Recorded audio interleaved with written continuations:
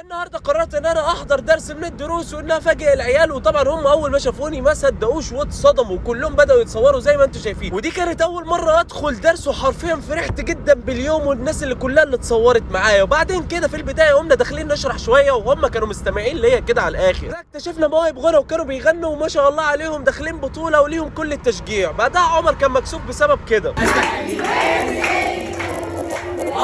نقول له عمر كل سنه وانت طيب. نيجي بقى لمرحله الشقلبه يا جدعان، وده الوحيد اللي عملها صح، بس يا حبه عيني لبس في الكرسي بظهره او مش في ظهره قوي، فندعي له ان هو يعرف يقعد من تاني. بس التطبيل بقى كله قاعد يسقف له كده. بعدها خدت فارس عشان انا بحبه جدا، قلت له ما تعملش اي حاجه انا هشقلبك. وبعدها كده اللي بعده كده قلب زي الضفدع فوق ظهري، بقول له امسك رجلك، هو قلب ضفدع في نفسه مش عارف فيه ايه. واللي بعدها قال لي انا عايز اجرب، بس يا جدعان مفكر الموضوع سهل ان انا هشيله. يا جدعان على قد ما قدرتي والله، بص الموضوع سهل بالنسبه لي انا، ويا رب تكونوا اتبسطتوا وانا اتبسطت، واللي اتبسط ومين اللي كانوا موجودين يكتب في